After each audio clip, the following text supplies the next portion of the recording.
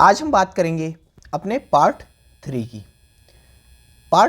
Part 2 में हमने 60 MCQs को कवर कर लिया था। आज हम नेक्स्ट MCQs को सॉल्व करेंगे। तो आज का हमारा पहला MCQ है, व्हाट इज सिरोसिस। जो सिरोसिस होती है वो क्या होती है? तो सिरोसिस होती एक लीवर की बीमारी होती है। यकृत होता है, जो लीवर होता है उसकी होने वाली बीमारी होती है।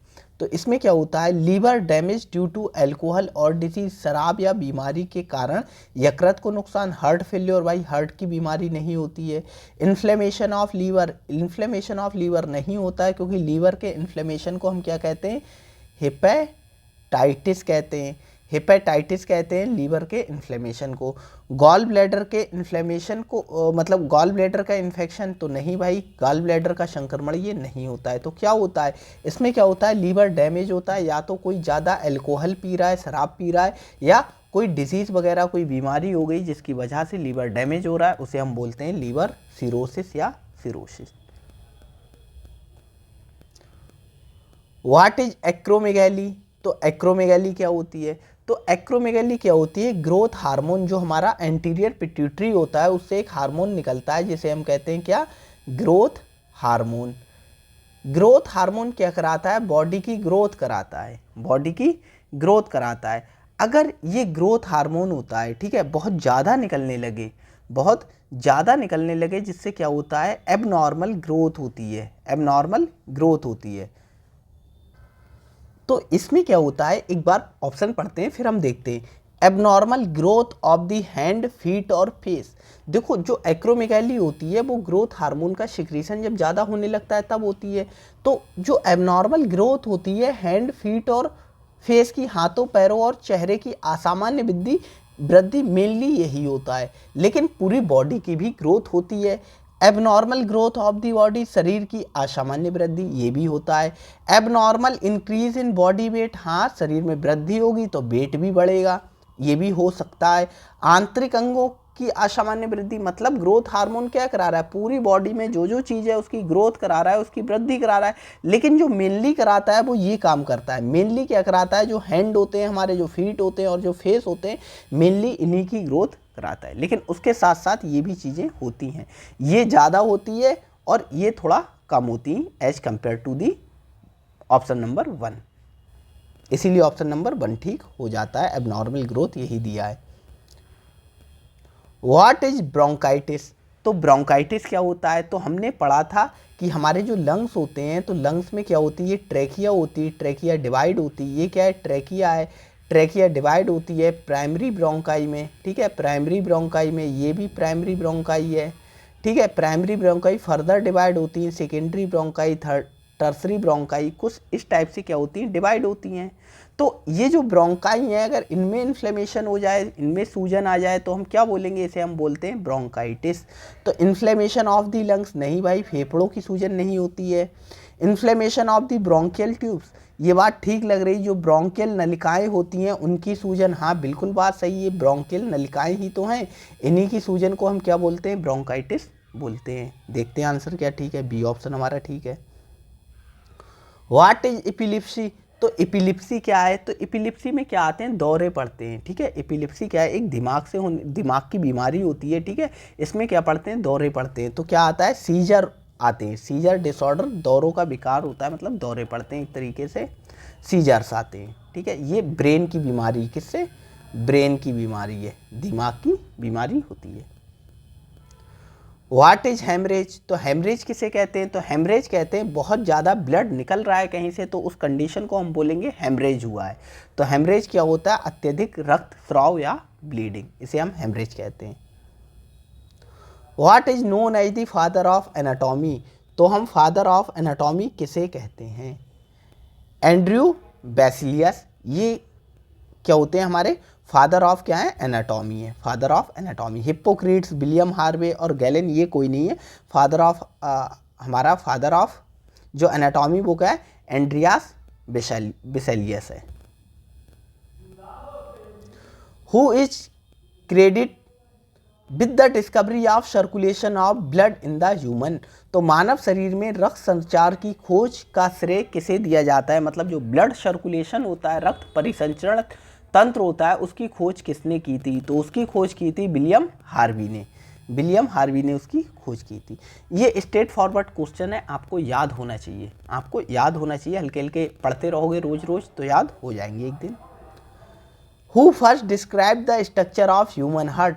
तो मानव हृदय की संरचना को सबसे पहले किसने वर्णित किया था? सबसे पहले हार्ट की संरचना को किसने बताया था? तो ये बताया था लियोनार्डो दा विंसी ने। लियोनार्डो दा विंसी ने हार्ट के स्ट्रक्चर के बारे में सबसे पहले बताया था। Who discovered the lymphatic system? जो लिम्फेटिक सिस्टम होता है हमारी बॉडी के अंदर, जो लिम्फ को कलेक्ट करने वाला सिस्टम होता है, उसकी खोज किसने की थी? तो उसकी खोज की थी थॉमस बार्थोलिन ने। थॉमस बार्थोलिन ने इसकी खोज की थी। Who is considered as the father of modern physiology? तो फादर ऑफ मॉडर्न फिजियोलॉजी किसे बोलते हैं? आधुनिक शारीरिकी के पिता के रूप में किसे माना जाता है? किसे कहते हैं हम फादर ऑफ मॉडर्न फिजियोलॉजी? तो फादर ऑफ मॉडर्न फिजियोलॉजी हमारे होते हैं क्लाउड बर्नार्ड। क्लाउड बर्नार्ड को हम क्या कहते हैं? फादर ऑफ मॉडर्न फिजियोलॉजी कहते हैं।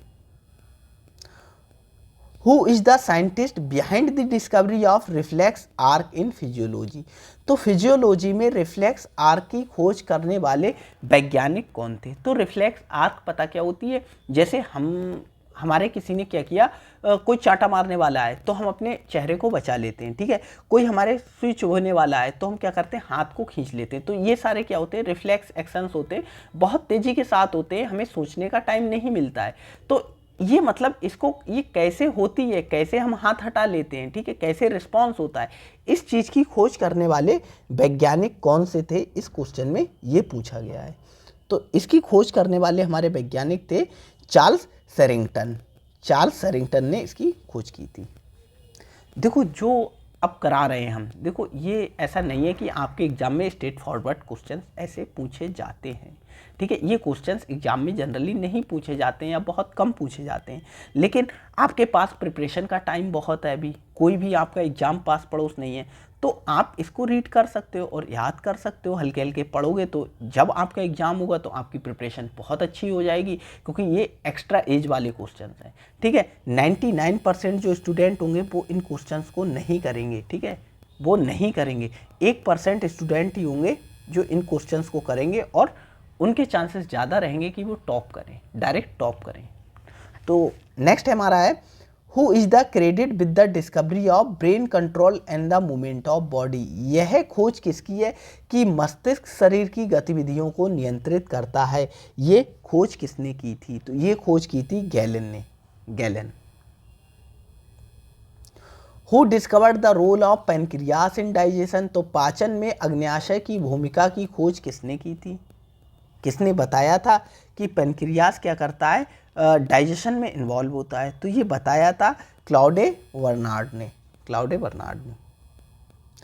Who is known as discovering the function of heart in circulation? तो रक्त संचार में हृदय की भूमिका की खोज के लिए कौन प्रसिद्ध है? किसने बताया था कि ब्लड को सर्कुलेट करने में हार्ट का बहुत इम्पॉर्टेंट रोल होता है, या हार्ट ये कराता है? तो ब्लड सर्कुलेशन की खोज ही किसने की थी? विलियम हार्वे ने। तो विलियम हार्वे ने ही ये सब कुछ एक्सप्लेन किया था। Who first demonstrated the importance of hygiene in preventing disease? तो रोगों को रोकने में स्वच्छता के महत्व को सबसे पहले किसने प्रदर्शित किया था? तो कोई भी बीमारी है जो किससे पहले, ये कंटामिनेटेड फूड एंड वाटर से, या मतलब और किसी चीज़ से एक दूसरे से कांटेक्ट ट्रांसमिशन की हेल्प से फैल रही, जैसे कि अभी हमारा कोविड था। तो इसको हम कैसे रोक सकते हैं? हाइजीन की हेल्प से, प्रॉपर हाइजीन करके हम कैसे रोक सकते हैं, ठीक है। तो इसको सबसे पहले बताने वाले साइंटिस्ट कौन से थे? कौन से थे? तो इसको बताने वाले साइंटिस्ट थे हमारे, क्या है, बहुत अजीब नाम है, फ्लोरेंस नाइटिंगेल। फ्लोरेंस नाइटिंगेल, इन्होंने ये सबसे पहले बताया था कि हाइजीन को करके हम बहुत सारी डिजीज़ को रोक सकते हैं, जो कंटामिनेटेड फूड एंड वाटर से फैलती हैं, कॉन्टैक्ट से फैलती हैं, उनको रोक सकते हैं। Who is known as the discovery of the structure of the human eyes? तो ह्यूमन आई का जो स्ट्रक्चर होता है उसको सबसे पहले किसने डिस्कवर्ड किया था? मानव आँख की संरचना की खोज के लिए कौन प्रसिद्ध है या किसने इसे डिस्कवर्ड किया था? तो इसे डिस्कवर्ड किया था जोहानस केपलर ने। जोहानस केपलर ने या जोहान्स केपलर ने इसे डिस्कवर्ड किया था। Who discovered the function of kidney in filtrating waste product from the body? तो रक्त से अपशिष्ट पदार्थों को छानने में किडनी की भूमिका की खोज किसने की? किसने सबसे पहले ये एक्सप्लेन किया जो किडनी होती हैं वो रक्त से अपशिष्ट पदार्थ को छानने का काम करती हैं, जैसे कि यूरिया और बाकी नाइट्रोजनस वेस्ट होते हैं उनको छानने का काम करती हैं। तो ये किसने बताया? ये बताया था रिचर्ड ब्राइट ने ये डिस्कवर्ड किया था। Who discovered the concept of homeostasis in human physiology? तो ह्यूमन मानव शारीरिकी में होम्योस्टैसिस के सिद्धांत की खोज किसने की थी? तो इसकी खोज की थी वाल्टर कैनन ने इसकी खोज की थी। Who is the known as the discovery of the cell theory? तो कोशिका सिद्धांत को सबसे पहले किसने डिस्कवर्ड किया था? तो सब जानते हैं जो कोशिका सिद्धांत थी उसको डिस्कवर्ड करने वाले साइंटिस्ट थे Schleiden and Schwann. Robert Hooke ने सबसे पहले क्या नॉन लिविंग सेल को डिस्कवर्ड किया था? नॉन लिविंग सेल को डिस्कवर्ड किया था, आजीवित कोशिका को डिस्कवर्ड किया था। लुईस पास्चर ने क्या दी थी? जर्म थ्योरी ऑफ डिजीज दी थी, जर्म थ्योरी ऑफ डिजीज। इसका मतलब क्या था? जो डिजीजेस होती हैं वो माइक्रो ऑर्गेनिज्म से होती हैं, छोटे छोटे बैक्टीरिया, वायरस, फंगस इनसे होती हैं। इसको सबसे पहले बताया था लुईस पास्चर ने, तो उसे बोला गया जर्म थ्योरी ऑफ डिजीज। और रॉबर्ट हुक ने सबसे पहले नॉन लिविंग सेल को डिस्कवर्ड किया था। चार्ल्स डार्विन का एवोल्यूशन से रिलेटेड है, तो इतना आपको नहीं जानना है क्योंकि आपके लेवल का नहीं है। जो आपके लेवल का था वो हमने आपको ऊपर बता दिया।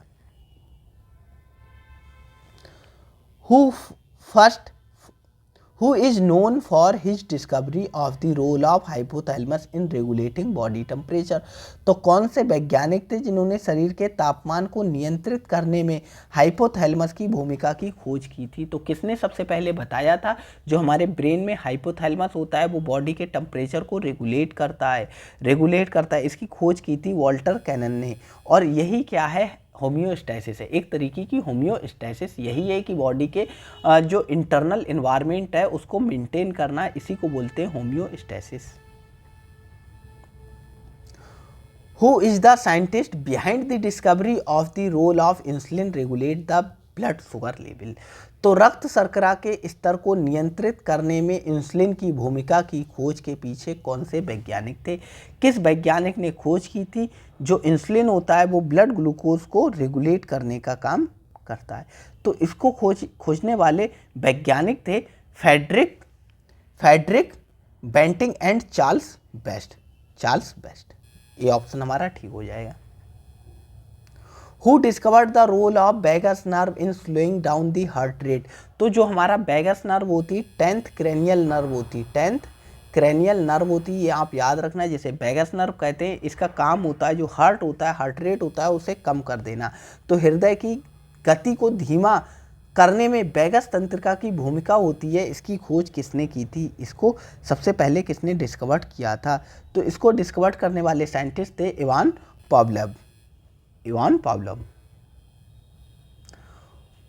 Who was the first to describe the concept of reflex action? तो सबसे पहले जो रिफ्लेक्स एक्शन होता है उसके कॉन्सेप्ट को किसने दिया था?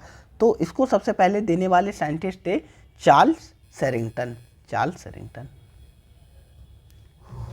Who was the first discovered the importance of antiseptic technique in surgery? तो सर्जरी में एंटीसेप्टिक तकनीकों के महत्व की खोज सबसे पहले किसने की? सबसे पहले किसने बताया कि कोई भी आप सर्जरी कर रहे हैं तो सबसे पहले एंटीसेप्टिक का यूज करो। एंटीसेप्टिक का यूज करने से क्या नहीं होता है? इन्फेक्शन होने के चांसेस कम हो जाते हैं और जो भी फॉरेन बॉडी होती है स्किन पर वो डिस्ट्रॉय हो जाती है। तो इसको सबसे पहले किसने दिया था? जोसेफ लिस्टर ने दिया था। इसीलिए इनको कहते हैं फादर ऑफ एंटीसेप्टिक सर्जरी का इन्हें फादर बोला जाता है। Who discovered the central nervous system role in controlling voluntary movement. तो स्वैच्छिक मतलब मूवमेंट्स एक तरीके से यहाँ पर आंदोलन नहीं होना चाहिए, ठीक है, को नियंत्रित करने में केंद्रीय तंत्रिका तंत्र की भूमिका की खोज किसने की। सबसे पहले किसने बताया जो वॉलेंट्री मूवमेंट्स होती हैं उसको कौन कंट्रोल करता है, स्वैच्छिक क्रियाओं को, यहाँ मूवमेंट की जगह क्रियाएं होना चाहिए, स्वैच्छिक क्रियाओं को कौन कंट्रोल करता है, इसके बारे में सबसे पहले किसने बताया था। तो इसके बारे में सबसे पहले बताया था पॉल ब्रोका ने, पॉल ब्रोका ने। Who discovered the process of phagocytosis in immune system. तो रक्त प्रतिरोधक प्रणाली या तंत्र में फैगोसाइटोसिस की प्रक्रिया की खोज किसने, सबसे पहले किसने की। तो फैगोसाइटोसिस क्या होता है, कोई भी बैक्टीरिया है उसे खा लेना, कोई भी बैक्टीरिया या फॉरेन बॉडी है जो बॉडी को नुकसान कर सकती है उसको खा लेना, ये सबसे पहले किसने बताया था। तो ये सबसे पहले बताया था हमारे एली मेटचनिकोव ने, एली मेटचनिकोव ने। Who first observe the structure of red blood cells under microscope. तो माइक्रोस्कोप में सबसे पहले आरबीसी की, जो आरबीसी है उसको सबसे पहले किसने देखा था। तो सबसे पहले इसे देखा था एंटोनी वॉन लीवेनहॉक ने। Who is known for the discovering the role of adrenal gland in the stress, body के स्ट्रेस रिस्पॉन्स में। तो मानव शरीर की तनाव प्रक्रिया में एड्रीनल ग्रंथि की भूमिका की खोज के लिए कौन प्रसिद्ध है। तो सबसे पहले किसने बताया, जब बॉडी हमारी स्ट्रेस में होती है तो एड्रीनल ग्लैंड होती है, बस वहाँ से एपिनेफ्रिन और नॉन एपिनेफ्रिन निकलता है। ये सबसे पहले किसने बताया था, जब हम स्ट्रेस में होते हैं, जब तनाव में होते हैं तो हमारी बॉडी में क्या निकलता है, एड्रीनलिन और नॉन एड्रीनलिन एड्रीनल ग्लैंड से निकलता है। तो इसकी खोज की थी हैंस शेली ने, हैंस शेली ने। Who developed the first comprehensive anatomical drawing based of human dissection. तो मानव शरीर के विच्छेदन पर आधारित पहले व्यापक शारीरिक चित्रों का विकास किसने किया था। मतलब ह्यूमन को कैसे डाइसेक्ट कर सकते हो, कैसे उसका डिसेक्शन कर सकते हो। मतलब क्या होता है, जैसे मतलब आपको तो नहीं बताया गया होगा, जो लोग बीएमएस वगैरह करते हैं, ठीक है, एमबीबीएस वालों को तो बताया ही जाता है, और जो लोग बीएमएस वगैरह करते हैं तो ह्यूमन बॉडी पर क्या करते हैं, डाइसेक्ट करके सब कुछ देखते हैं कि कौन सा स्ट्रक्चर कैसा है, कौन सी मसल कैसी है, कौन सा ऑर्गन कैसा है, ठीक है, ये सब कुछ देखते हैं, ठीक है, डिसेक्ट करके मतलब काट कर बॉडी को देखते हैं। तो ये इसकी ड्राइंग सबसे पहले किसने बनाई थी, सबसे पहले इसको ड्राइंग फेस में किसने ड्राइंग करके बताया था। तो सबसे पहले इसको बताया था एंड्रियास बेसिलियास ने, एंड्रियास बेसिलियास ने। और आज का लास्ट क्वेश्चन है हमारा, who is known for the creating the first detail map of the human brain functional region. तो ह्यूमन का जो ब्रेन होता है, ठीक है, मस्तिष्क होता है, उसमें बहुत सारे क्षेत्र होते हैं, ठीक है, हर क्षेत्र का एक पर्टिकुलर काम होता है। तो उसको सबसे पहले किसने बताया था, उसको सबसे पहले किसने मतलब उसका मैप किसने तैयार किया था, सबसे पहले उसका मैप किसने तैयार किया था। तो उसका सबसे पहले मैप तैयार किया था किसने, पॉल ब्रोका ने, पॉल ब्रोका में। और इसीलिए ब्रेन में हमारा क्या पाया जाता है, एक ब्रोकास एरिया भी पाया जाता है, ब्रोकास एरिया भी पाया जाता है, ठीक है। तो आज की वीडियो में इतना ही था, ठीक है। आज साइंटिस्ट के नाम थे तो बहुत लंबी वीडियो नहीं बन पाई, क्योंकि डायरेक्ट स्ट्रेट फॉरवर्ड क्वेश्चन थे, इसमें कुछ समझाने वाला है नहीं, क्योंकि आपको याद ही करना है, याद ही करना है, इसमें समझाने वाला कुछ है नहीं, इसीलिए समझाया नहीं, डायरेक्ट आपको बता दिया। तो आज की वीडियो में इतना ही था। अगर वीडियो आपको अच्छी लगी हो तो वीडियो को लाइक कीजिएगा, चैनल को सब्सक्राइब कीजिएगा। Thank you.